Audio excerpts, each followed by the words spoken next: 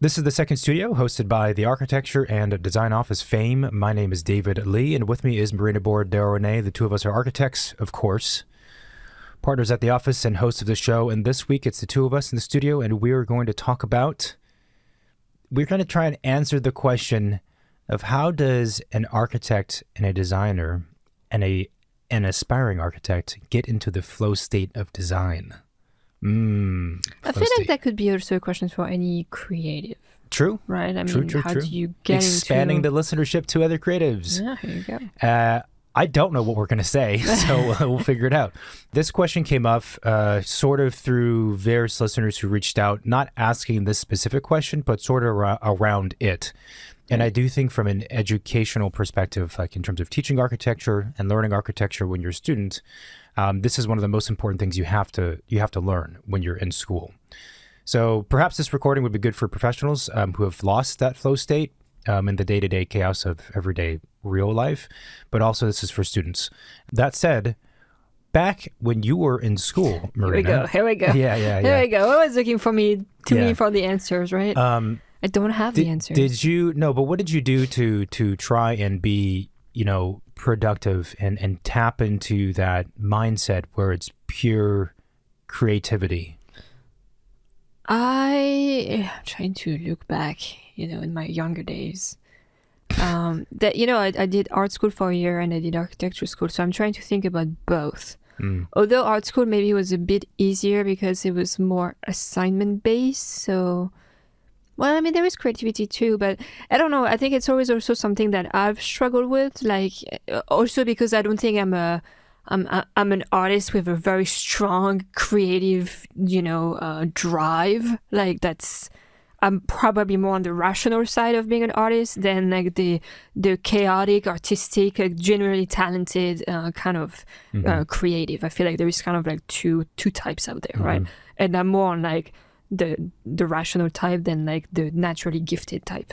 Okay. So I do think that maybe because on what type you're in, there might be different ways to get into your comfort zone, right? Gotcha. Like if you feel very comfortable using a medium, like painting is your thing, and you just feel like at home and it's easy for you, you could just paint for hundreds of hours and kind of like let yourself go and feel creative. Like I don't know how to get there because I don't think that's who I am at all. So Through painting specifically? No, just through like, well, I guess maybe it's feeling very comfortable with a medium and comfortable in the sense that you feel free in expressing yourself and you feel, how do I say that? Like you're like stimulated, like your creative mind, it gets stimulated by the freedom that you have in that medium, if that makes sense. Gotcha. Like you're basically auto-feeling yourself because of your comfort in like, let's say this medium. Okay. Right. Okay. So sort of what you're saying is that finding and I think it also, if you're rational, creative, I think that's also something that you can aim to find. Okay. It might just be harder because you might not be as gifted into, let's say one of those mediums.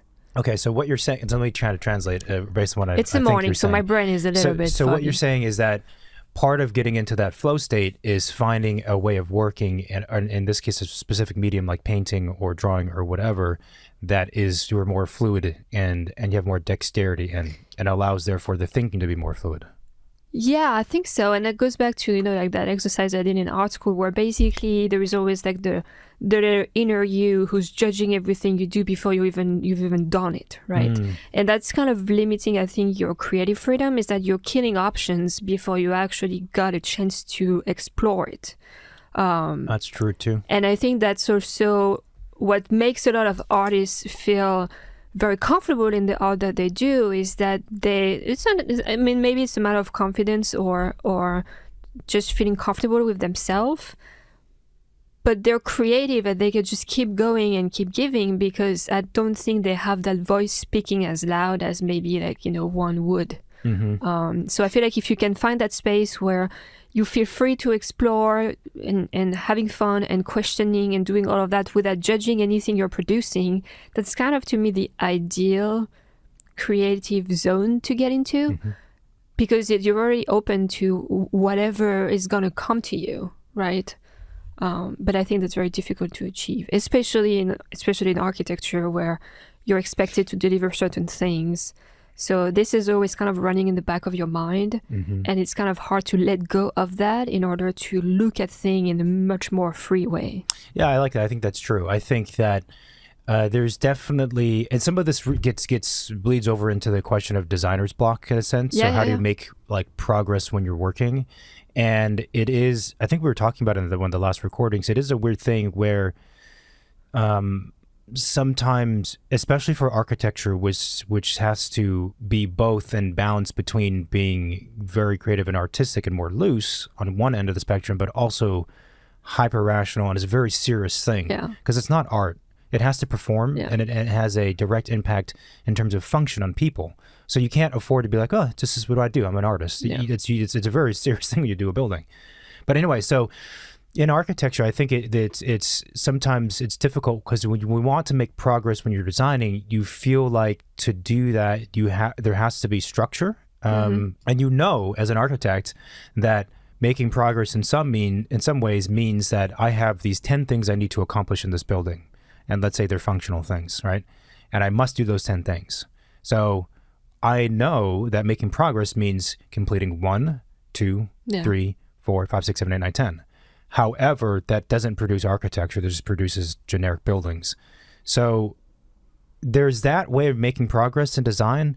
But the other thing that's necessary to make progress in design is to almost make no progress, which is to just kind of float and think and be free and let your brain kind of flicker around to come up with different ideas. And that's always the tension. Yeah, and it's kind of like this awkward balance, and each project, each assignment is different. So it's not because you've done it once that you can repeat that process identically, every Not time. The same. Not the same. Which is weird. But I think you're right. It is the balance between the rational, the analytical, and the creativeness of it.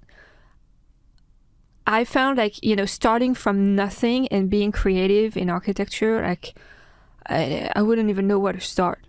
See, that's an interesting thing, because that's one of the mistakes I think students make also, is that they perceive the act of designing as being one where you're creating something from a blank page. But the reality is it's never really a blank page. There's always things it's architecture, or the architecture itself and the act of producing architecture is responsive. Yeah. And so is art also. Like, you're responding to things, you're responding to society, to culture, to the people, to the program, to the site, to the wind, to the sun. You're responding to the technologies of our time, the technologies we aspire to use, the materials that we have at our fingertips. So it is a very responsive thing. So one of the things that then happens when students get stuck, it's usually because they don't have enough input information coming into the blank surface, quote blank surface, or that information that they're getting is not the right information. And I know for me at least, when I'm stuck on something, I know now after many years, I'm like, okay, it's because I'm missing information. It's not because I don't have the skill or the talent or any of that stuff, right? It's because I'm missing information. And for me, I think it's when I look at it only from one way. Yep. And I have to force myself in trying to look at it from a completely different lens to try and discover something else. Well, that's also why talking to people is so helpful, right? I do think, so I'll give a quick example too. So recently I was working on this project for the office, and it is a conceptual project in that it might not get built. And I'm working on this design, and I had a day where I was just struggling. I was getting kind of annoyed with it and myself. And then I realized I was struggling because I wasn't allowing myself to role play and take it seriously enough. Because I knew it's probably not going to get built, right? So therefore, a lot of constraints that would happen if it were to get built, I don't have to worry about. Which you would think, therefore, okay, well then it's easier. No. But in fact, as an architect, it's not easier because, again, we respond to things. So then I had to say, okay, I have to pretend this is a real project and say, okay, this room is that room. What would make sense for that room? And then that informs the exterior of the building, and that informs this thing and that thing and this thing. So what happened was, in that case, I was working on a few key moments of that project, which are the key moments, and every project has some key moments, but I was focusing on those, and I was getting stuck. So what I had to do is end up working on the other side of the project, which is not a key moment, and we might not really ever see, but I needed to do that as a way to kind of break loose in the process and get away from looking at that one thing, but also as a way to let those other things, which again might not be presented ever, inform the thinking of the rest of the project. And so that's another example of just, again, different information, even if it's information for something that's not, like, doesn't matter. Why would you place constraints on yourself if it's not going to matter or no one's going to see it? But I think probably for most architects would agree they can understand, like, that's, you need that. There's like, architects are very good at creating magic out of friction. That's like one of our specialties, is to look at problems and things that don't quite work and then create magic from it. I think architects in general are not the type of people to just spew out random stuff out of nothing, because that's not what we do, like, in practice. Yeah, I mean, I think you're right. Like, even for artists, right? Usually their art is a statement or a reaction to a problem, or something that they observe, and this is their interpretation. Like, it's not reactive always, but it is responsive most of the time. And if it's not, usually that's where the art kind of like is doubtful, it's without foundation, and it's without meaning. Yeah, if it's just whatever, then I don't know if it's actually art. I would also say, though, that I think for students, there is, almost just as an exercise, there is an immense value to sometimes working on a design problem or an entire project more as if there's a blank piece of paper. Because, and the reason why I say as an exercise, again, because I don't believe that's how you actually produce architecture, but it's a way to force yourself to really be out there floating in space with nothing around you, and to try and find your center and to try and find a direction.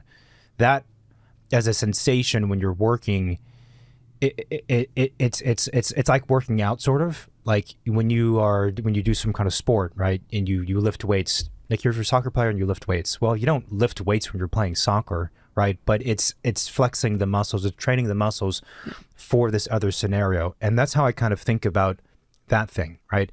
Allowing yourself to be lost and allowing yourself to approach a problem in a more blank page way, even if it's not quite real, but having that struggle, because there's different types of struggles you have to deal with when you're learning design or producing design.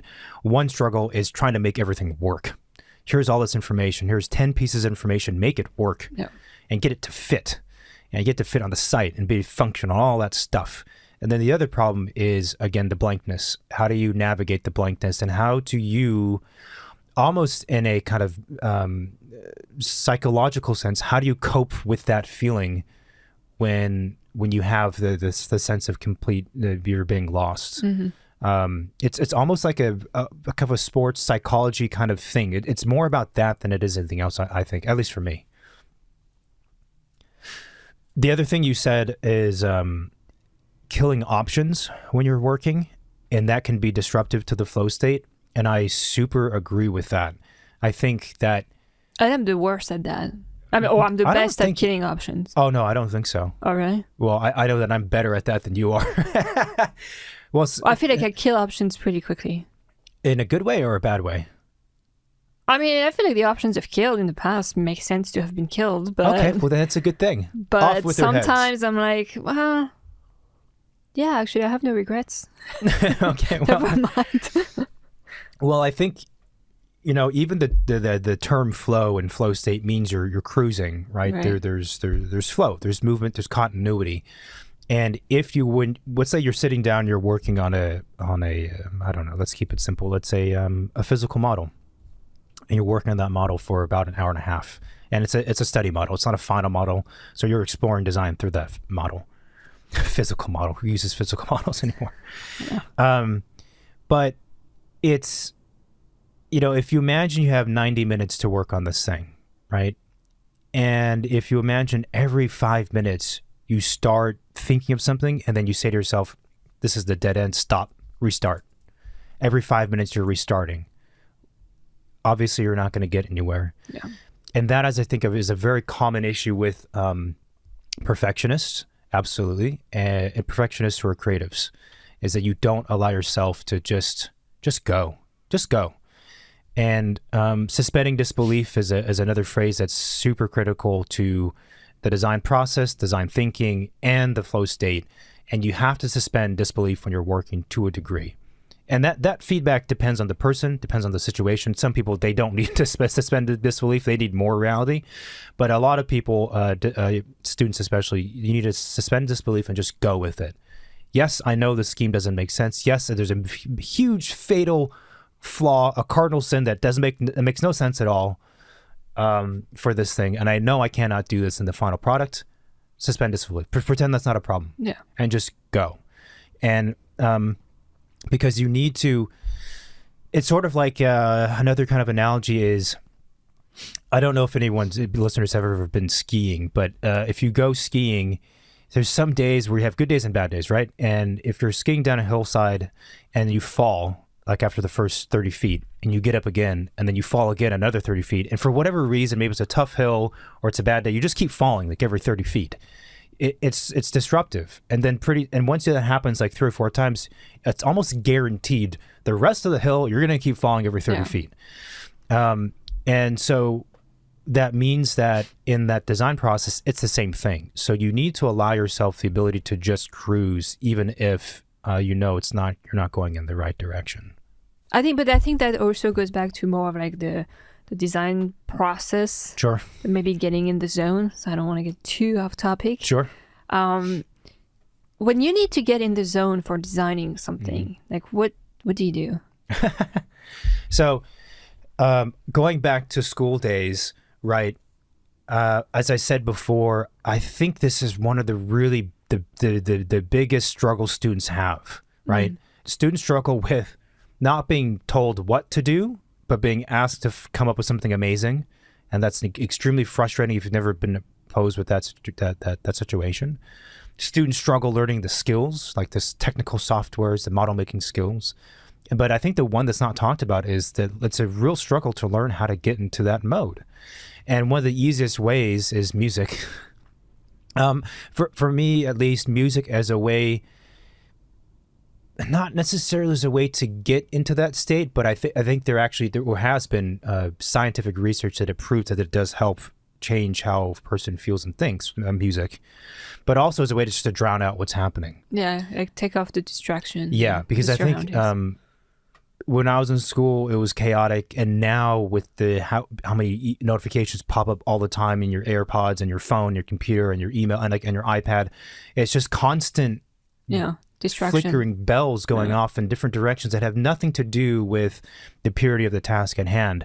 So I think that has to do with anything we're trying to do, honestly. Just being able to focus without having, all of this stuff happening around you. Yeah. Like even just to do like any type of work, not just, creative work. Like I think it's really hard these days to just it's the same like when you go to the thing. gym, what do you people do? You put on headphones, you listen to something that's going to get you into the mood. So music is a huge thing. Everyone that I went to school with, they always had headphones on to try and help them get into that space. Getting just more specific with that for funsies. So there's there are some groups I listen to, bands I listen to like consistently throughout school, kind of in a kind of strange, like on repeat too much probably. In a ceremonial way. In a ceremonial way, but I always found music that was more instrumental and didn't have vocals to be more helpful, right? I could see that. Because like the band Rat-a-tat, or Rat-a-tat, I don't know however you say it, right? It's pure instruments, great band, and jazz. So the guy I listened to a ton was Don Ellis, and there's a few tracks. There's one song that I started listening to when I first started doing architecture in school. And this was actually an architecture summer camp when I was in high school. So this is before I went to Cal Poly. And this is when you had a CD player and whatever. I would listen to his album, I think it was Don Ellis, 3 2/3 Quarter Time. And the first song is called Orientation. and it's I wish we could play it on here, but it's a weird rhythm. It's not a standard 4-4-3-3-4, and it's all just syncopation, right? And intense jazz. And that I listened on repeat, like I probably easily like 1,000 times in the history of like all my architecture school. And it starts off like and it's just a way to get into the mode. And I liked it too because once you are in that mode of working, it's highly geometrical, right? The music, and so it fits with the computer stuff and the sketching. It kind of helps you almost like feel the design that you're doing, but in a different dimension, obviously. And it's sort of it's keeping you on your toes and providing, it's sort of like feedback actually, but just through music. So you do something and then there's like a beat that changes. You're like, okay, well maybe this moves around. So looking at your models from school, you can tell this was on a Rat-a-tat song, this was on a Don Ellis song. I'm not saying also that, and that's in terms of architecture production, that's pure form, right? That has nothing to do with conceptual thinking. It has nothing to do with like program cultures or anything like that. I'm also not saying that listening to those two groups or any other group is going to solve all your problems as an aspiring architect. You're going to see a spike on Spotify on a Rat-a-Tat's page. Okay, they have to listen to that. You have to listen to Don Ellis. You must listen to Don Ellis. It's a must. Orientation. What was his song? I think the song was called 3 2/3 quarter time. Thetis. I'm naming things from that album. Another song this is now just diverging. It's fun. Is Pussy Wiggle Stomp. I'm like, that's a fantastic name. That's a crazy name. But yeah, anything from Don Ellis is that's the shit. Electric Bath. He also had great names. Electric Bath. Yeah. Electric Turkish Bath. He had great names for albums and for songs. Strawberry Soup. It's just phenomenal stuff. But that was my thing. People probably thought it was mental.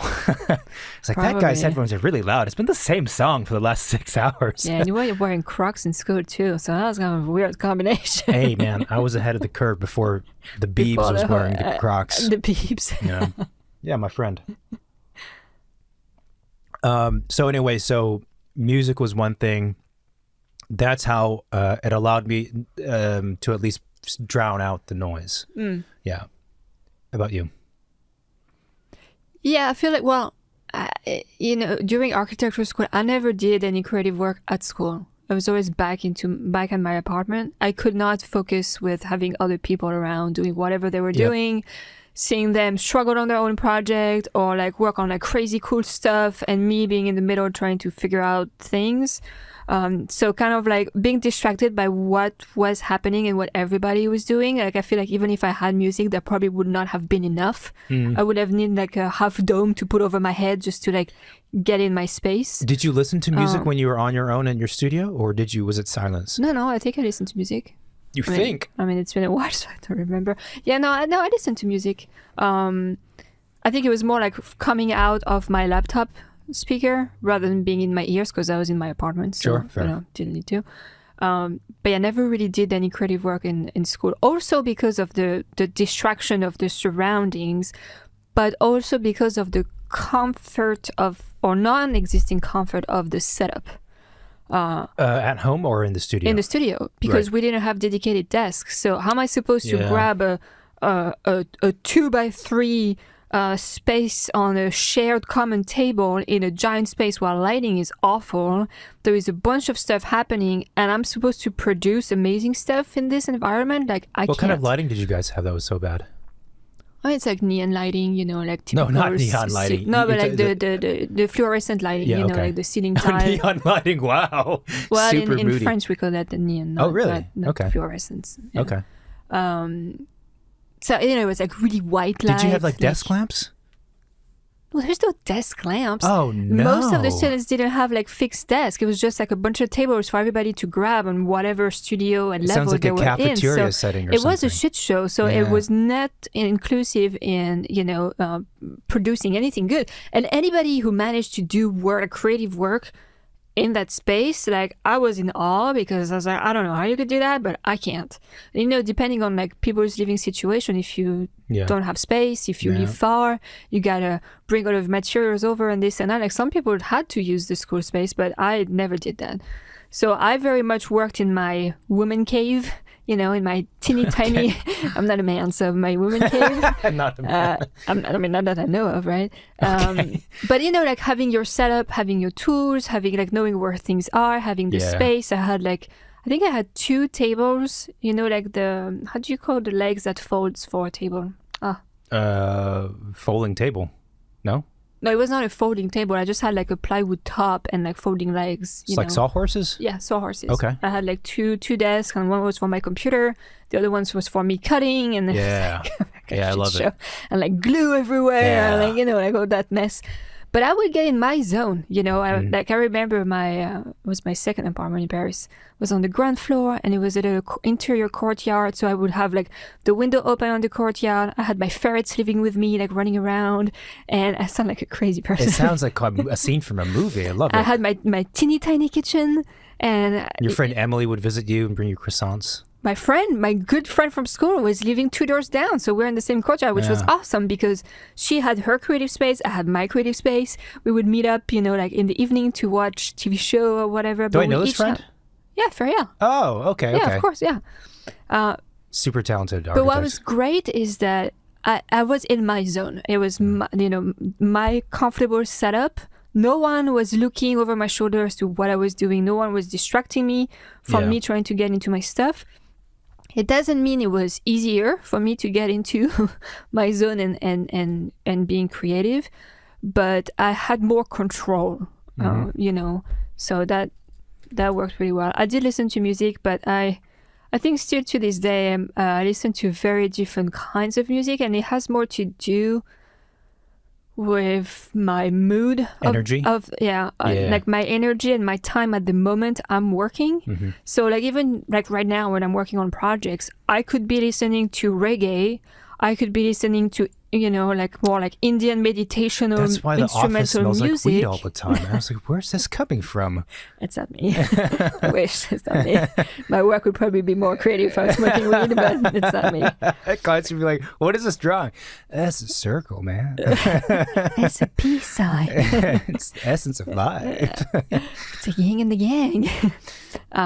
Yeah, and some other times I might listen to jazz or I might listen to rock and roll. Like it really depends, like I think, what state I'm in. And I think that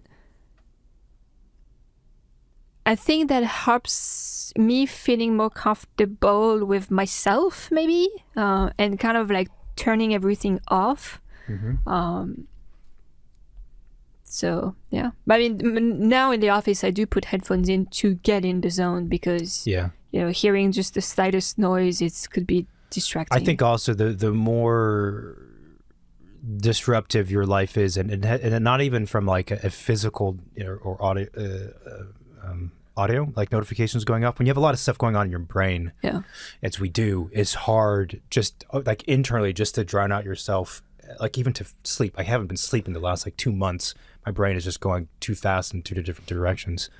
But you need that. I agree with the music as a way to kind of bring a certain energy to the table, especially when you're tired and you're like, I know I need to kick it up a notch, and you turn on some like AC/DC or something. But I think you know, the environment that you're working within and the environment you cultivate around you is very important. So the school that I went to, we had cold. Yeah, they were referred to as cold desks, meaning that's your own desk. Like this is your desk for the entire quarter or semester, whatever. It was a quarter system, and that's it. And then thesis year, that's your desk for the year. Like this is your spot. And there's, I think, goods and bads to that because, right, sometimes you get too fixed in one thing. You need to break and be loose. But the benefit of having your own desk for at least a quarter is it becomes comfortable. You know, in terms of creating an environment that allows you to focus, there was always a huge debate between these kind of 2 camps of students at my architecture school. And briefly, I'll describe the 2 camps.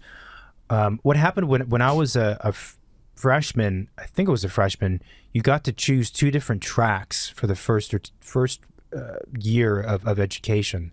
And one track was the new track, and they blended together the computer software education and a studio. It was blended together. It's this new thing, blending together. And the other track was that you separated those things. And so in the separated track, you had studio that was all analog, and then you had digital courses that were completely separate. They didn't interact with each other in terms of their curriculum or syllabus or anything.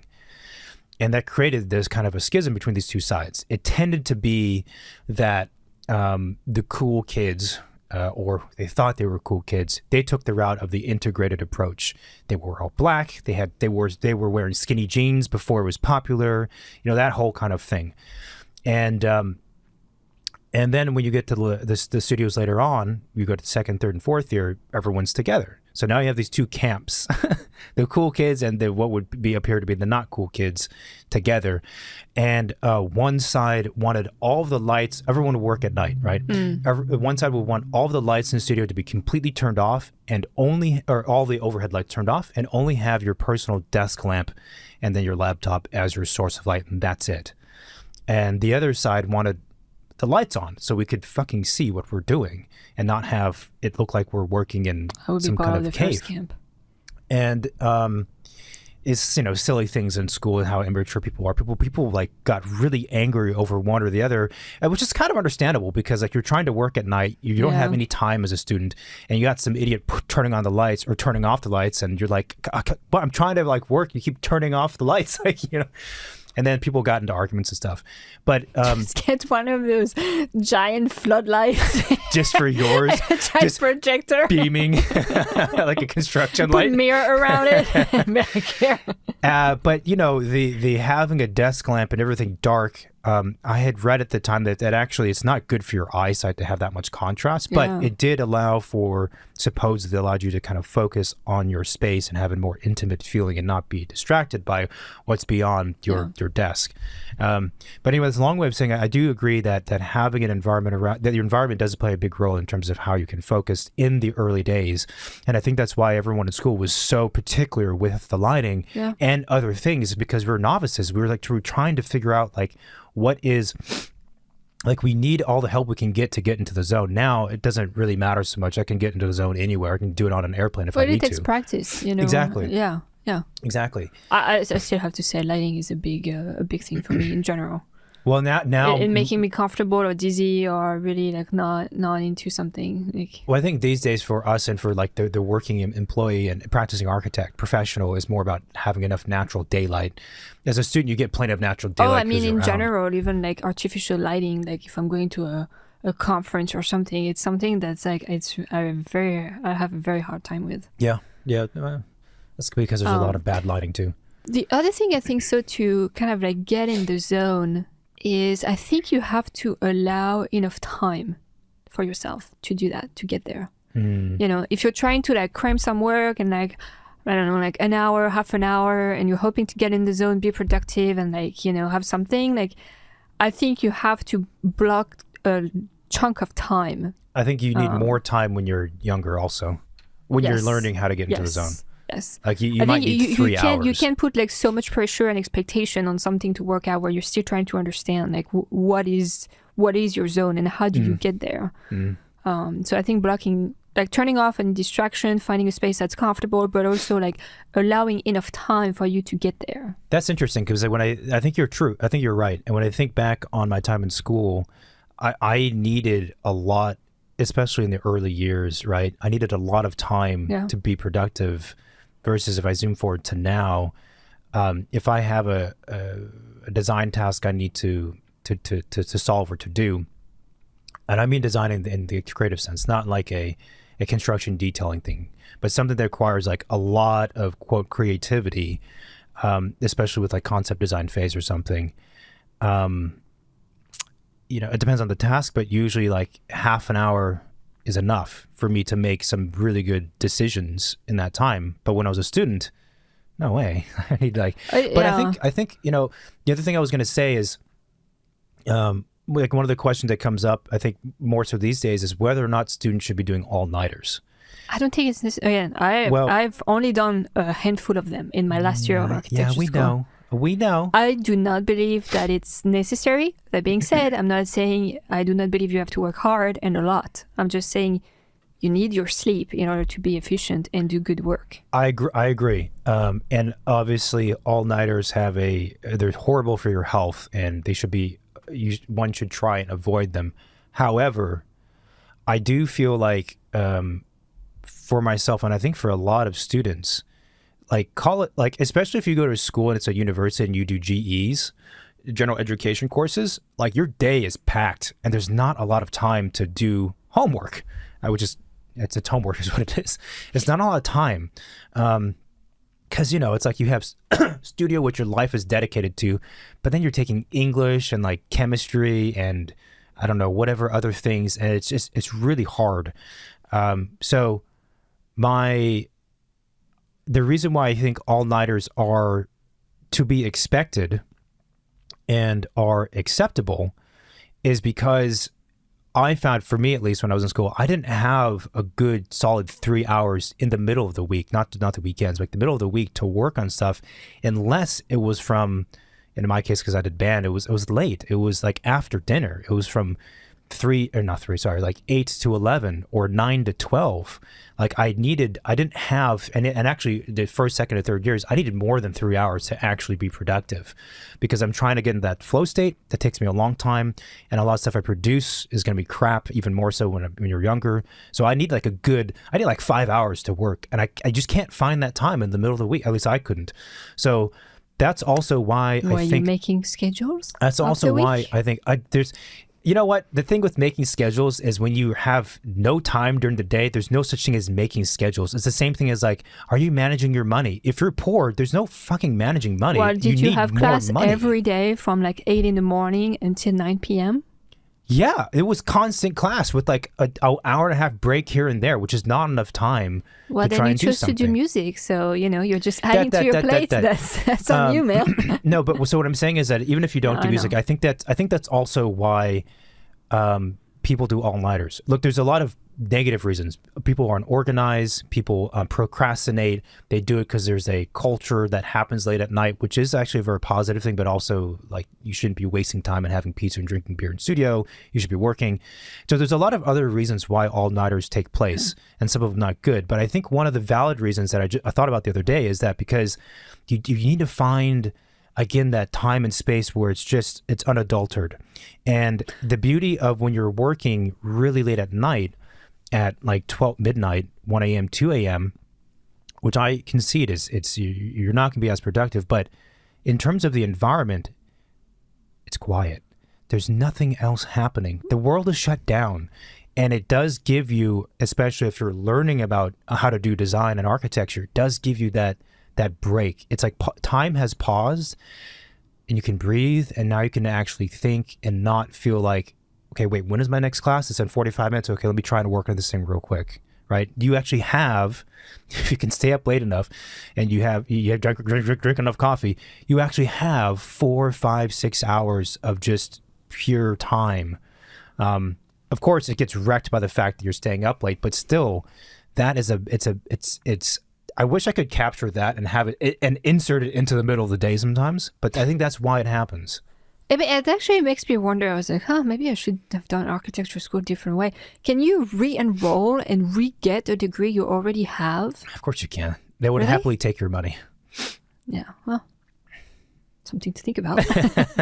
But you know what I mean? Like, I think that's part of it. No, I mean, it makes sense, and I understand, like, I very much enjoy the days where I can wake up early and I feel like I'm a little bit ahead of the rest of the world. Like there is kind of like a winning feeling. Mm-hmm. And also you feel like you're ahead of yourself, which is great. Were you working on the weekends on your stuff? I worked constantly. Yeah. I one of my, I wouldn't call it a regret, but I that's all I did was work in studio. Yeah. I would work in studio and then, go out when a review was done and just drink a bunch, but it was just studio. I mean, I think during the week, like I would go back to my apartment and work maybe until it was bedtime, and then I would. When was bedtime? I don't remember back then, but probably like 11, something like it's that. pretty late. Yeah. I might have pushed it if there was like a deadline coming Sure. up and I had to, but I've always like gone to bed to make sure like You're healthy the I next was day. healthy the next day. Yeah. But all my weekends were spent like working on projects. Yeah. My parents were not living too far, so I was living by myself in Paris, and my dad would come pick me up every Friday night on his way back from work to our house. Oh, cool. So I would bring all of my shit from architecture school, my boards, my materials, my cutting tools, my glue, my stuff, get to my parents, spend the weekend there, just be upstairs working on my projects all weekend, clean up that desk, repack all my shit, drive back to Paris like at 4 a.m. on Mondays, and then do that again. 4 a.m, gosh, because it's a huge commute. Did you find that did you do that consistently, like every other weekend? Pretty much every week. I would rarely stay in Paris over the weekend. For all of the years, or just for the first 3 years? The last year of school, probably not as much. But the other years, pretty much every week. Oh, I didn't know that. Did you find that? Because I didn't really like living by myself. Sure. And I was a student. I didn't have that much money to spend and go out. Yeah, and a lot of friends on the weekend, they were out of town. So I didn't, and you're living in a studio apartment, it's one room. Like at some point you want to get out. Yeah. My parents have a backyard, they have a space, they have a big room where I could do my models, and my parents would cook me food, they wash my laundry. I didn't have to like go to the laundromat, take care of all that shit. So yeah, I was just. Did you find that those weekend quote breaks, I mean break in meaning like a change in environment and scenery and whatnot, do you think that helped you be productive and was refreshing? Like you got a new perspective just from that shift? No, I think it was hard actually. I think it would have probably been much easier just to stay in Paris for the weekend and do my stuff. Really? Because it was a lot of like commuting and then logistic, and then you're with your family and they want to hang out, they want to have dinner, they want to do this. I couldn't do that. I was like coming downstairs, have my lunch in like 15 minutes, running back up, trying to finish my assignment, and then I was making my own boxes to package my models so I could commute in the bus without breaking it for my review. And it was just.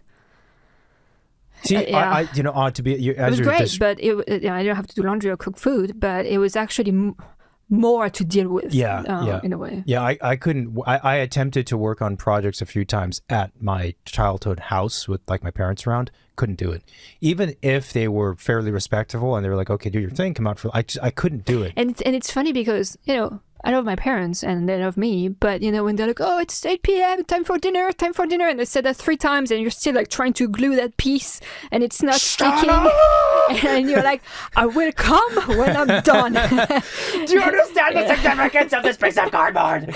And they're like, and in your mind it's like, I just want to get to that milestone and then I feel like I could go and eat food, but for them they get annoyed because you're not showing up, and I'm like, yeah. So there's a couple thoughts. The one is that as you're telling me that story, it's been a while since I've taught architecture directly with students. But when I came across students who work like that and are that passionate, I have so much respect for them, because it's just exciting. It's a person who has found, maybe it's not their calling for the rest of their life, but they found something that they're dedicating themselves to that's beyond just themselves. And I think that is something that we should all look for and probably do more of these days, rather than aspire to be fucking Instagram influencers or something. And it's just, it's great. I feel good when I see that, and it excites me more so than like, oh, look at me, I'm I'm on Instagram, I'm like doing things on Instagram. It's like, okay, but I don't know why that came to mind. I mean, like, let's be honest, even for all the influencers and the ones that people like, let's be real here, 99.9% of the content is the same thing you've seen everywhere, and it's generic, basic. It's what do they call it? Basic bitch stuff. Bitch. It's the basic stuff. I'm like, yeah, this is not new or interesting information. Like, why do we care about this? But anyway, so that's exciting. But the other thought that came to mind is that, talking about the all-nighters, and, we did a recording about mental health like a couple of years ago, and people were like, oh, I can't believe that you're advocating for I don't know if I was, but I can't believe you're advocating for all-nighters and mental health is so important now and balance and this and that. And yes, of course, scientifically it makes sense. However, if you ever meet someone who's really passionate about whatever it is they're doing, right? Do you think that they're going to, when it comes to for bedtime at 10 p.m. and they've found a new idea, do you think that they're going to go to bed and say, yeah, I'll do it tomorrow? Or are they going to stay up and work it out? Yeah. They're going to stay up. And that's also, I saw this clip, I think it was on Instagram, that I forget who it was. I think it was an entrepreneur. They were saying the rule set of going to bed at a good time and waking up, on time and having a schedule, that makes sense for the average person. For the people who are dedicated and for the people who want to achieve the top 1% of success and change the world, that as a way of working does not work. And I think from the outside, looking back at it, it doesn't work. And from internally, when you find that thing, there's no way I'm going to bed if I find a good solution at X time at night. I'm not going to have dinner at 8 p.m. I'm not going to have lunch with you. I'm going to stay and work this out. And how long is that going to take me? I don't know. And I do not care. I do not care. It might take me an hour. It might take me 6 hours. I might be up the next 2 days. As long as I feel like I'm somewhat productive and I'm on that path, I will pursue it. I do not care about anything else. Yeah, and I think that makes sense. I think it's just it doesn't need to be like that for every day the rest of your life. No, I agree. It could be burst of that happening, and that makes sense. Like Einstein didn't discover his discovery because he was going to bed at 8 p.m. every night and waking up at 6. Like he probably spent more time one of those days thinking about the questions he was thinking about, right? It's not to say that we can't, that we have to do what's been done in the past, of course, but if you look at anyone who, any of the well-known successful people who have made a really significant impact, they're not going to bed religiously at whatever time and eating healthy all the time. They're sacrificing things when that moment happens. Yeah. Again, I'm not saying you should, like you said, you shouldn't do it all the time. It's not healthy, all those things, but I do get annoyed when people are like, you should never do an all-nighter. I'm like, no, yeah, no, sometimes you might need one. I don't think it should be a pattern. Yeah, sure. Like a normal pattern of living, because don't think it's always necessary. So I think the in fact, to be honest, the all-nighter does have a lot of good things it brings in small doses, let's say. And then going back again to working to that flow state and finding that huge chunk of time. But I think your goal, let's say as a student, if you find late nights to be productive for you, and look, some people are built differently. Some people we know who are adults, they work through the night, and that's just like who they are. Yeah. That's fine. But for the average person, if you're doing that, you're in school and you're learning architecture, your goal should be to reduce that and try to find that hyper-productive flow state without needing that amount of time. Yeah, because, at some point you're going to graduate. You're going to work somewhere. And it's great if you're super good, but if you are super good when you're at home at 3 a.m, might not work for an office very well. Yeah. And even for your lifestyle, that's not going to work. So yeah, that's a really good point too, because in school also, at least when you have permanent desks, right, you have the ability to craft your life very specific, your life and your environment very specifically around finding that productive state to work, to be in. Yeah. And then you leave school, you don't have your personal desk, you don't have your personal space. You can listen to headphones, listen to music at work, but you don't have all these things that you've structured around the studio. It doesn't exist anymore. And that's something that's difficult because it takes time, and it's difficult to find like how do you get into your headspace in school to be creative and do the work you have to do. And that doesn't necessarily transpose to once you start working for an office because of all the things we discussed, right? So you kind of have to do that again potentially when you start working somewhere. And part of me wishes that I could have been creatively productive in school in an environment that was extremely chaotic and be super resilient and still be able to produce stuff that way. Because when I started working in offices, depending on their size too, like if you work in big offices, there's like big cubicles with hundreds of people walking around you and high up and lower end staff and whoever's walking by your desk and seeing what you're doing. It could be intimidating. It could be, you could feel stuck and not, comfortable enough to do the stuff you have to do. So I think once you start finding how to get into your headspace creatively, you should aim to challenge that comfort. Oh, that sounds... But that's probably more something that happens, toward like the last year or so of your schooling, Yeah. I say for myself, I could have never. I barely got through school as it was, let alone trying. I did all-nighters, like again a few times to like manage deadlines. Rarely, but I think I did more the last year of school with the thesis project, and I think it was mostly because of production, because the amount of time. Yeah. Because you're looking for the great idea for your thesis project, and that takes a lot of time to get there. And once you have that, you need to express that physically to, communicate that to people. And the quality of this visual production takes a lot of time. So, I was not the most organized person. I wouldn't say I was unorganized in terms of. Like, I wasn't wasting time in that. Like, when I was in studio, I wasn't messing around. Like, I wasn't doing that, but I just had a hard time in the design process, making progress for various reasons. But I do remember, and I worked a lot. And I do remember I was, I think, third year, I had this teacher, and it was just so much work. And I think it was some of the studios I took, like, they just assigned an excess of work. Yeah. Like, even, it was the only people who actually completed the assignments, like, forget whether or not they're good or bad, just completed all the assignments, was like one person in the studio. Everyone else couldn't complete everything, right? And I do think that there's some value in that kind of boot camp approach, as much as like who's the generation below Gen X? Were they Gen Z? Whatever the younger generation can complain about.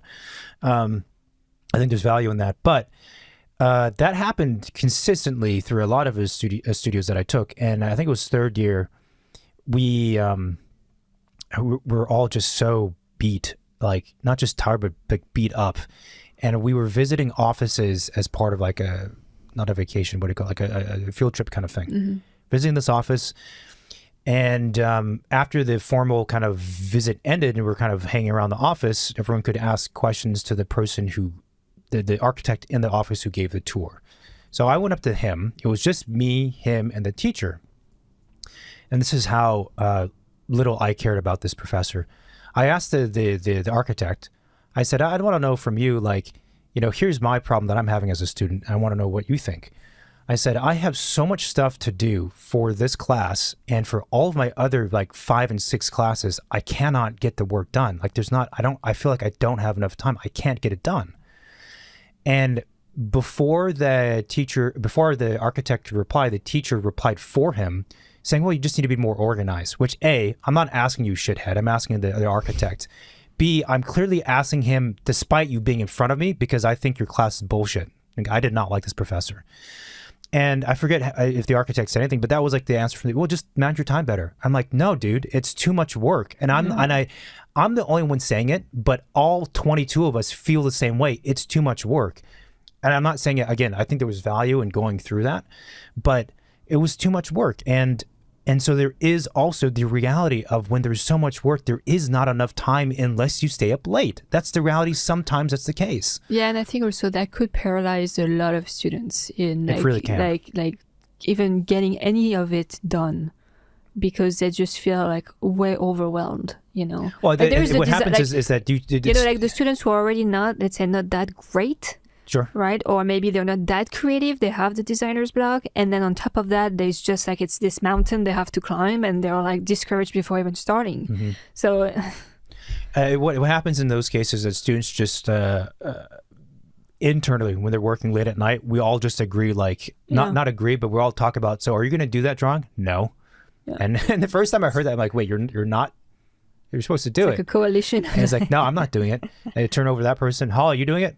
No. What about that drawing? I'm going to do that one, but I'm not doing that one. And it was just for some, especially the transfer students who are older. Secret agreement between students. Yeah, the older ones were like, I'm not doing it. There's not time. I don't have time to do that. I will focus on the thing that I feel I need to focus on. And there, and teachers will hate me for saying this, but there's some truth to that too. Like, as a student, you need to know when for the sake of the project, forget your grade and the requirements. For the sake of the project itself, conveying the essence of the project, which things you should focus on. Yeah. And there is also, and that's also the reality, frankly, with any project. Even if like when we're working on stuff, right? We don't have, how do I put it? Like, so in school, you're told to do a floor plan, roof plan, 2 sections, and a long and a short, a wall section, all your elevations, a site plan, a model, and like 3 renderings. And the renderings have to be these types of, there's like the list of things you have to do. But the reality is that for every project, especially in the early design phases, I don't need to look at all those things because that's not relevant. That's not the most important thing for this project at this point in time. Yeah. And in school, you're asked to do those 10 things I mentioned. That's like a standard list, like every single deadline. And that's also, now this is just talking about design and things and deliverables. That's also part of the problem is that it's not a one size fits all. So like when I was teaching, I would give them that list, and I always played 2 roles as a teacher. One was like the teacher that's saying this is what you have to do. And the other was like, but by the way, don't do all of them if you don't feel like you have to do all of them.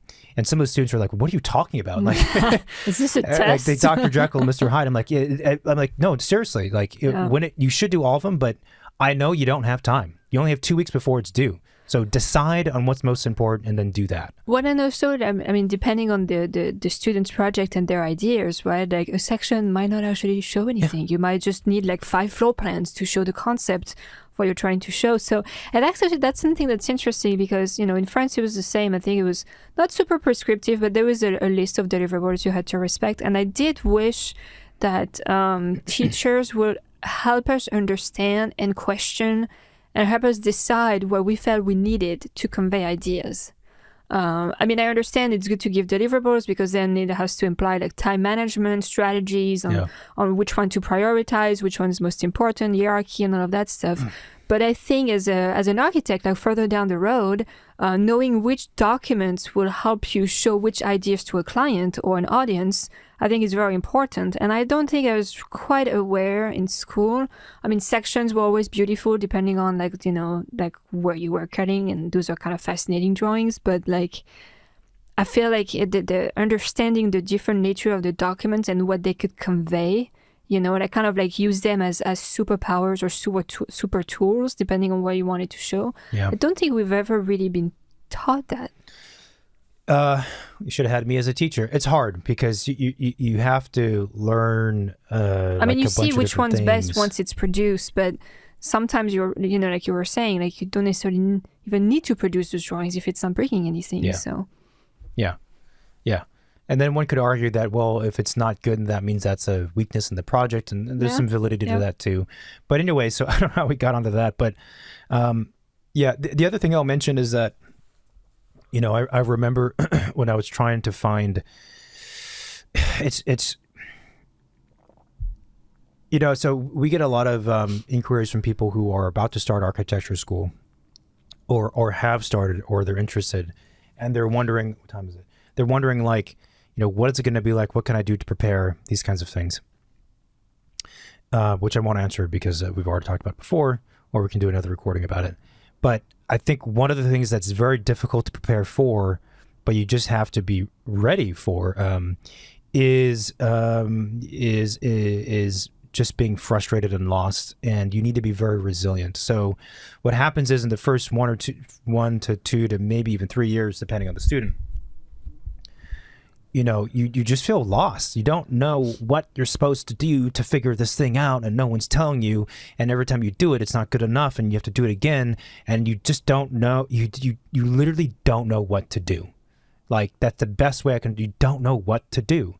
And you can spend that's why it takes a long time too to work. Half an hour, 1 hour, 2, 3, 4, 5, 6 hours, 7 hours, all-nighters, 3 all-nighters. Then I rest more. I still don't know what to do. And I think it was my first year.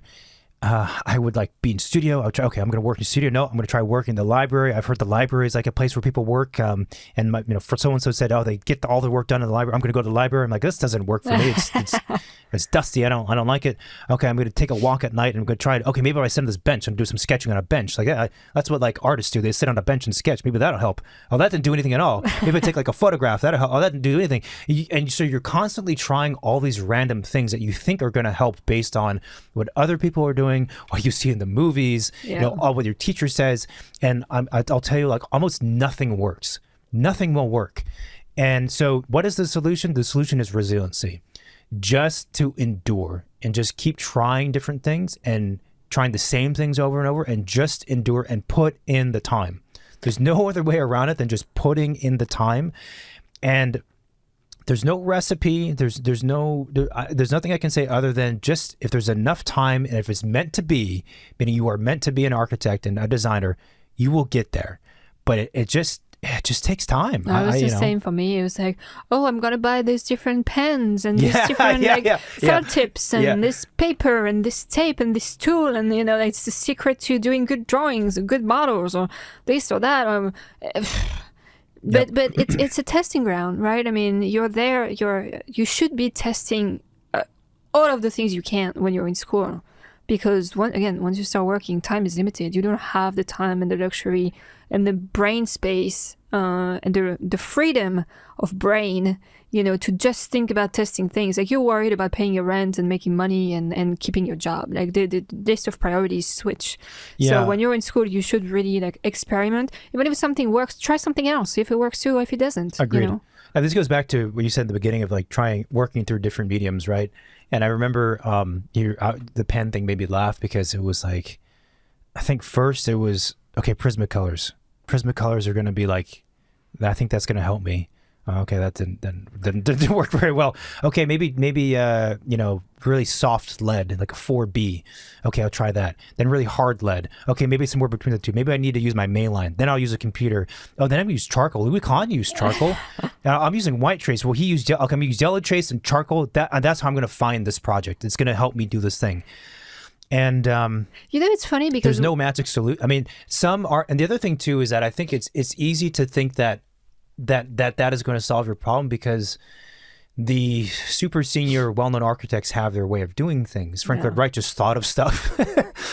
Stephen Hall does watercolors. Zaha Hadid did painting. Everyone not everyone, but a lot of people have their things. And you think... I also wonder how many actually just did that twice in their year and it became their thing and never done it, right? And so, but there's a little bit of thinking, well, let me find that thing, or let me grab onto what they've done, or grab onto what the teacher does, and that's my safety. Because if they do watercoloring, then I'm going to do watercoloring, and then at least I know that I'm doing what someone else does, and they're successful, so I'm okay.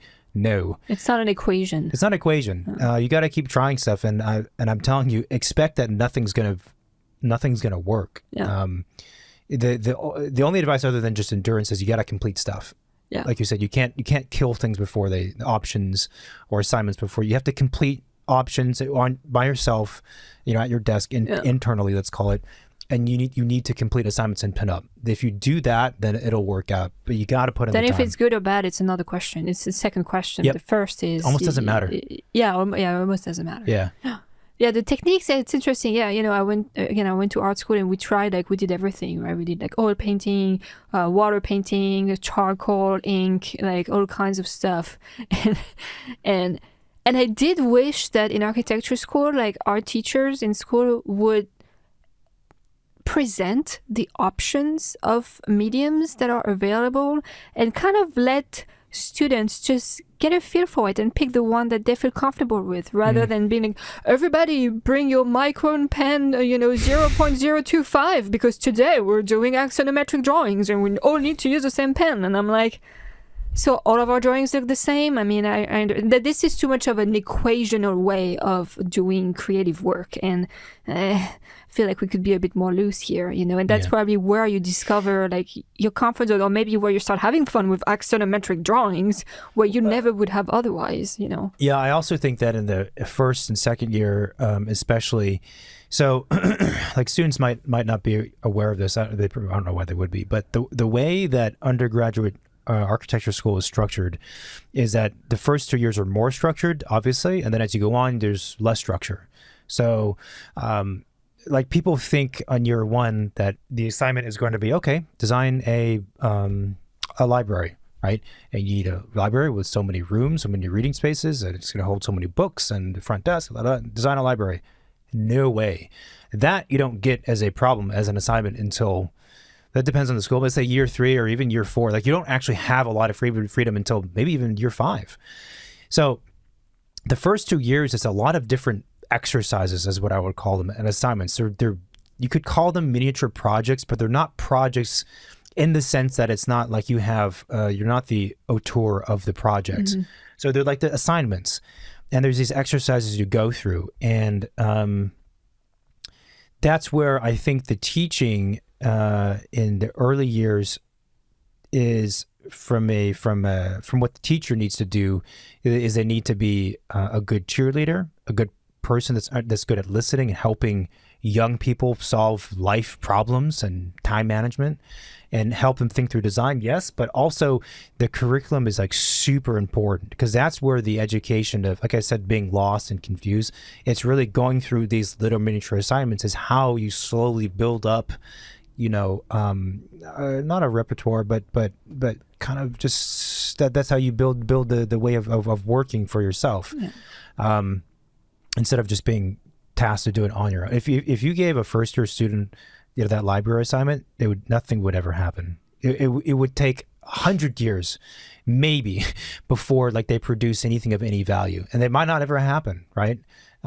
So that's why in the first few years things are much more broken down. So that again just goes back to just complete the work, and if you complete the work in the first 2 years, at that point you'll know whether or not you should be doing this or not.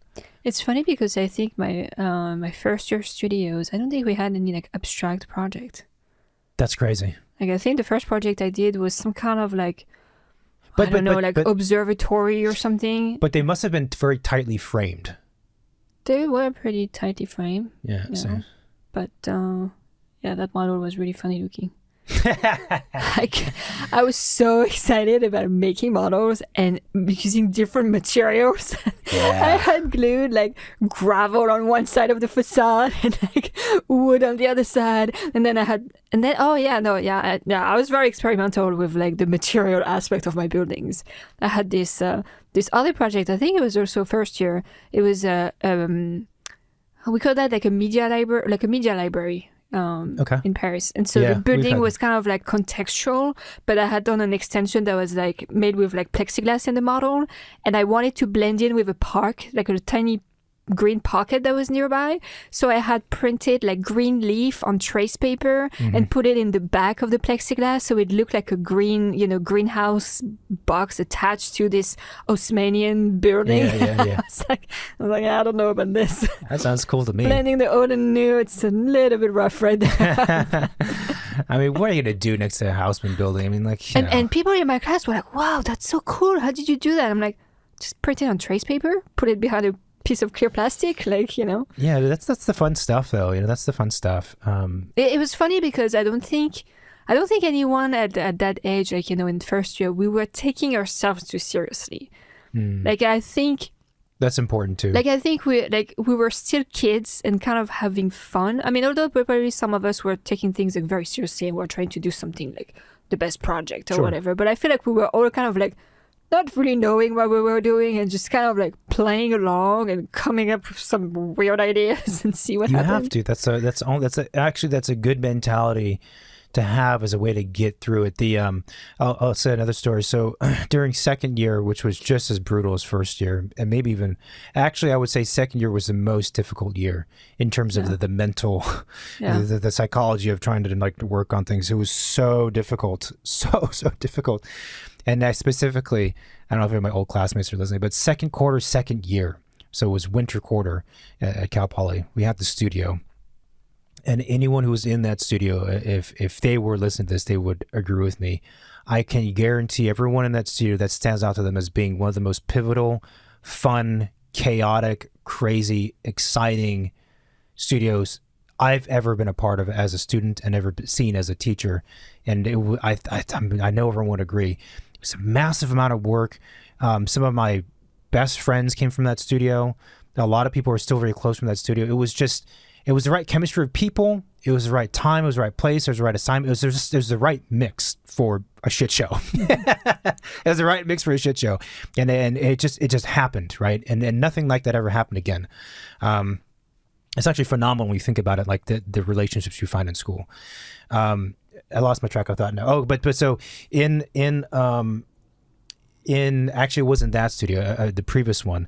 Second year, first quarter, you're still very, very young, super green. And the first assignment from this teacher was to, you have your first day of class. Everyone's like, where are we sitting? Like, who am I sitting next to? Like, my name's David. What's your name? And then, you have this teacher. It's like, okay, everyone, your first assignment that's due in 2 days from now. And you're like, oh gosh, something due already in 2 days. They're like, okay, you're going to bring in a collage. And the collage is going to be on a 12 inches by 12 inches piece of cardboard. And we're going to pin them on the wall. And it's going to be a collage that represents yourself. Okay. Wow. And that's deep right there. And so everyone. So just put pictures of yourself. That would be my first thought. Just different angles of the head. That would have been one of the most interesting ones to put up if someone did that. So as you can expect, everyone gets a 12 by 12 piece of cardboard. They put on their some drawings and some printed images of like themselves with family and friends. Maybe there's a photograph of like a wedding ring if someone got married, or a photograph of like Hawaii because they're from Hawaii, and maybe an image of a book that's meaningful to them. But people spent time, like the collages, like for the most part, had a lot of stuff in them, and people were like really thinking about, what are the things in my life that really impacted me in my life? I'm going to put it on this 12 by 12 thing that defines who I am. So we get to class. It was on that, next Wednesday. The teacher says, okay, pin them up in a perfect grid on the wall, which itself is an exercise. So we're all like, okay, we got to figure this out. And who's going to lead the group? And you're like, okay, that's the person's leading, but they shouldn't be leading because they don't know what they're doing. And you pin up a perfect grid of all these collages and it was a combined, it was 2 studios in one big space. Okay. So you had like 30 or 35 students. Wow. So this beautiful wall of all these different images. Then we're all sitting in bring all the chairs. We're sitting around the chairs like this with our notebooks because we're all good students. We have our moleskins. We're sitting there. And then the 2 of the teachers are up there. And one teacher has his hand on his hip. He's walking around, up back and forth, looking at the collages. And then not saying anything, right? Then he kind of walks away. We're like, where's he going?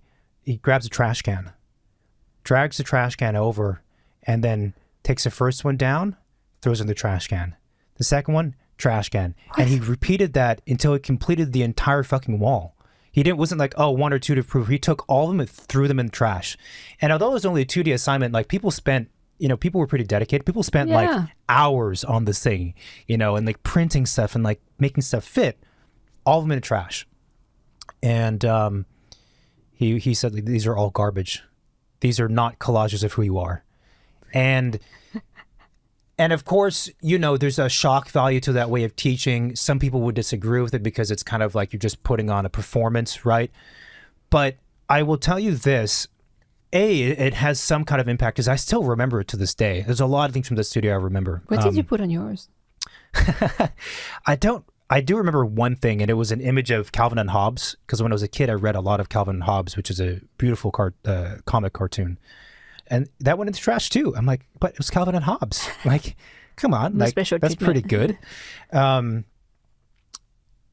so I still remember that to this day. And what it did was in the first 2 days of that class, of that quarter, of that year, because it was first quarter, second year, it taught all of us, like, we have no idea what we're getting into. Whatever is you think is going to take place, and whatever you think is correct, it's not. And it was that, as a lesson, was not conscious, I think, to most students, but it was there. You could feel it. You could feel it. Like, okay, we don't know what's going to happen. We're like in the Hunger Games now. I don't know what's going to take place. Yeah, they're going to start chopping heads. And then, of course, he said, like, try again. And then everyone, I think we did an in-class exercise to try again, and no one could figure it out. And then he coaches you and says, no, this is what we're going to do. And what it ended up being is everyone produced a collage that was an abstract collage of who they are as a person. That's what I was thinking. Yeah. And that led to the next assignment and the next assignment. And they don't really care about seeing you on the beach on the vacation in August with your family. Like, why would Exactly. And so it was just, it was the same thing happened again too. And I think it was maybe also the next assignment or the same time they were asked to design to make a 3x3 or 4x4 cube, physical cube. And one was meant to be an Uber cube, Uber, like Uber, uber cube, and another was meant to be an uncube. And we're like, what the hell does that mean? Right? And the teacher says, okay, well, I'll give you an example. I'll tell you this. He said, imagine if you had... Ball. Huh? Make a ball. Make a ball. He said, imagine you had a 4x4 cube and it was made out of solid gold, polished, and it was ultra precise, so the edges you could cut yourself on. You would say that's an uber cube. And all of us were like, yeah, that would be an uber cube for sure. I don't know why it is. I mean, precision and whatever, but yeah, uber cube. It's like, okay, go make one and come back in 2 days. So same thing. We put them on the table. All of these cubes, really cool to see, like, 50, whatever, 60 cubes laid out. Trash. All in the trash. And I forget what he said with that one too, but it was like, it was just, I don't know. It stuck with me. And it's just kind of a silly throwaway thing in case of the cubes, because I don't remember what happened. I think the one that I made was like, my second iteration of the Uber Cube was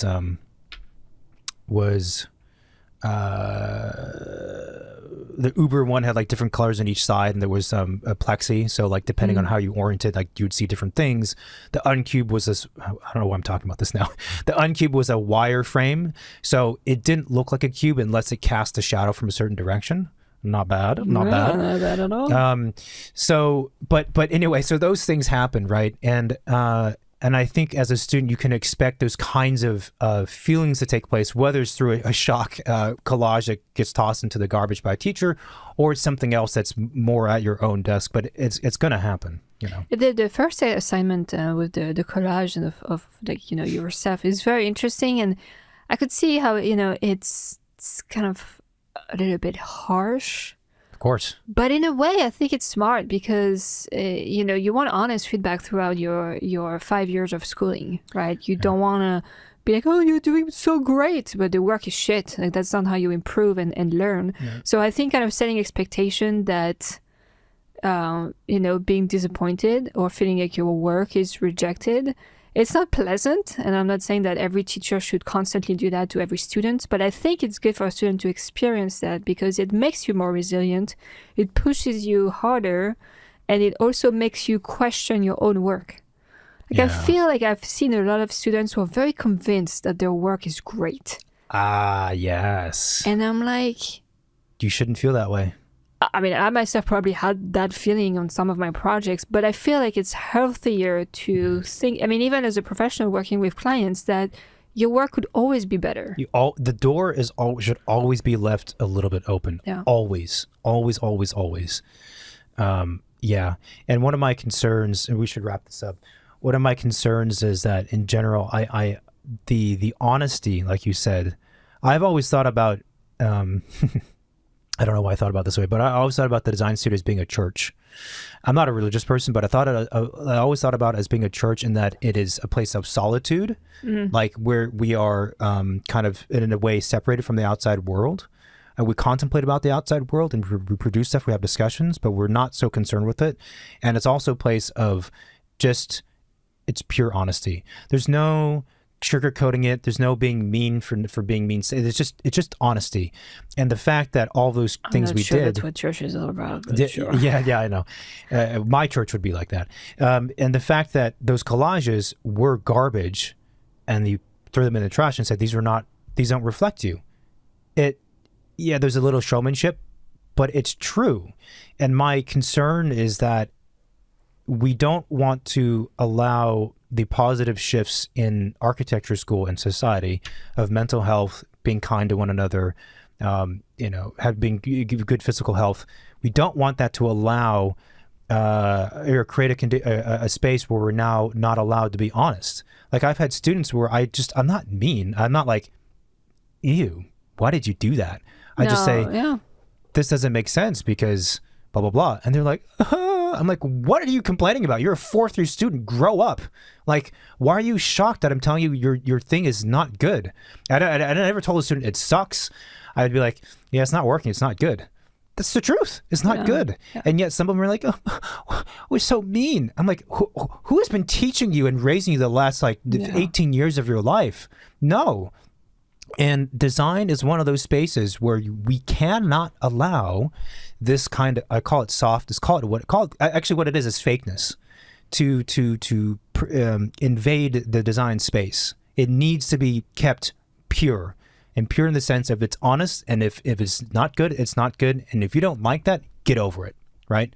And I think that's a lot of what architecture schools in the first few years, and that's also, it's a jarring thing, but that's also, any architecture student, if they make it through, because they're not babies, they're like, yeah, this was good. And this is what's just also what you should be wanting this. You know, I really like I think it was Mark Lee that we interviewed, who said he doesn't want his students to be doing their best work in school. Yeah, it's a great line. And I'm like, I wish that every teacher in school, any school actually, would state that the first day of class. Yeah. Because then you know that it's not about like doing the best project and pleasing the teacher. It's about learning.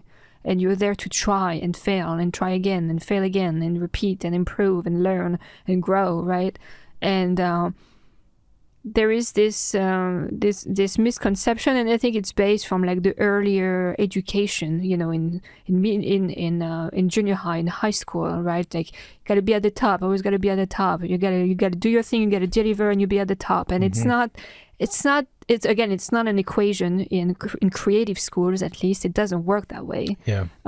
So I think it would be great if teachers could kind of like set the mindset in the right direction from the get-go, because I do think that a lot of students get maybe discouraged by architecture because of those kinds of feedbacks that they were not expecting, they're not prepared for, and therefore like they don't know how to receive or process, and then they just quit, you know. And I'm kind of like, well, I mean, it probably comes a little bit from it's probably partially their fault and the teacher's fault. And, yeah, there's a balance, you know, of course, it's a balance. But I feel like, again, if communication was just a little bit clearer at the beginning, like we kind of know like how you know, what we might expect and what we like the way we should be thinking, like I think it would be different. Any architect who's now an architect will agree with everything I've said. I guarantee it.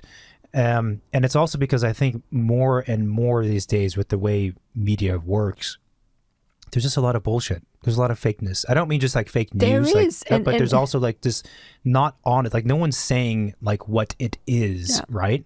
For ulterior motives, whether it be out of fear or because I want to gain something. And for me and where I am now, and because of architecture school mostly, I find great peace and solitude and calmness when I'm in a space, design work mode on myself, or when I'm working with you or other people, where we can have honest conversations, objective conversations about how we feel and what we think about this thing that I've done. That to me is, I just want to live in that space. Yeah. Right. And if we don't allow and encourage that space to exist and preserve it at this point in time, you need to. You have to. I mean, this sounds kind of wacko, but it's almost like the reason why I like the word church, because it always felt to me that type of dialogue is almost, it's outside of the normal realm of society. It's a safe space. It's sort of like we're monks or something, you know? Like we're not playing the game of like, oh, well, you did a really good job trying, and oh, well, maybe it's good. No, if it's bad, it's bad. I'm going to tell you it's bad, and I'm going to tell you how you can improve it, or whatever. I mean, if you look at like sports, right? A coach that's coaching an athlete to win a competition, right? Now, it might not be the Olympics, but it could be like a competition, because that's what professional athletes do. They train to win. That's kind of their goal. Well, if the coach is like, well, you know, you did good today. You ran for like 5 seconds more than yesterday. This is great.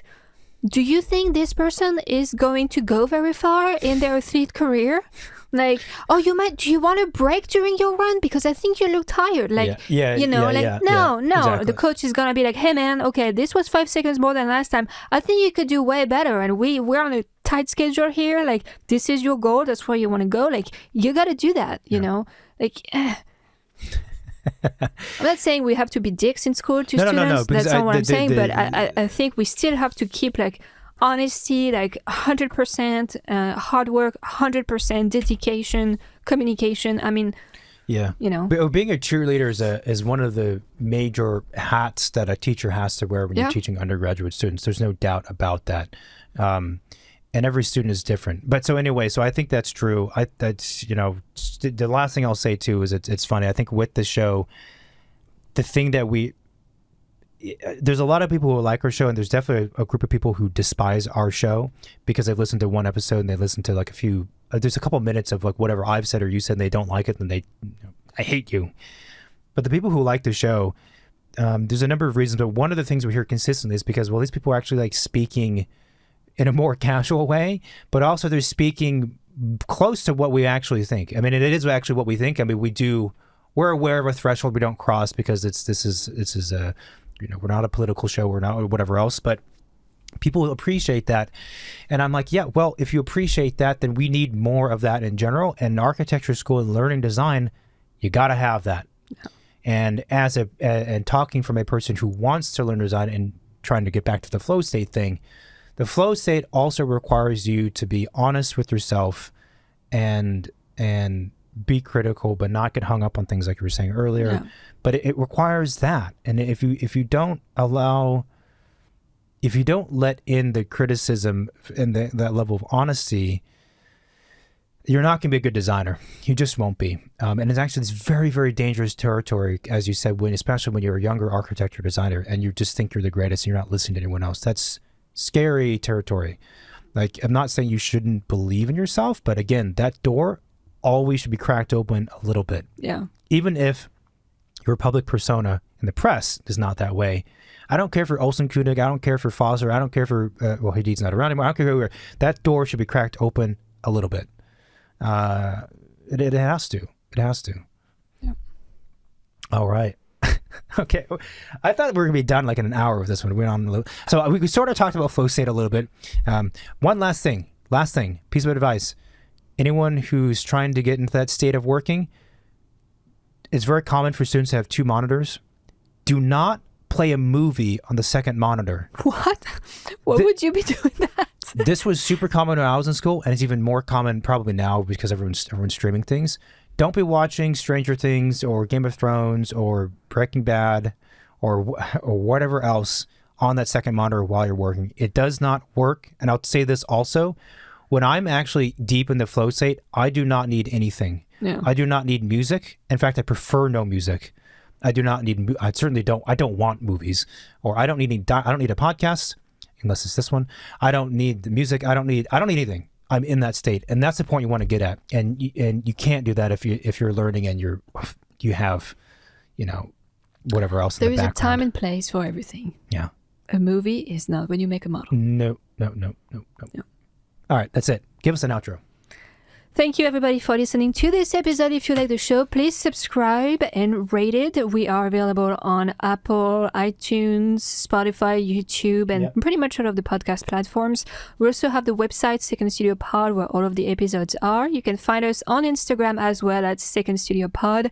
We post pretty often throughout the week some clips, some work guest images. Share with your friends. Share with your friends, your family, your parents, your grandparents, whoever is interested. Share it around. And we also have the hotline that you can call or leave a text message. Yep, which is 213-222-6950. So you can text. It actually goes to my cell phone, and then I'll try to reply to you if you have any questions. Beyond that, thank you for listening. Keep going. If you're one of these people who are in school and you're struggling like I was describing, just keep going. Just keep going. It's complete normal. The work, struggle is normal. and it'll be good. Yeah. That's it. Talk soon. Thanks, and bye. Bye-bye.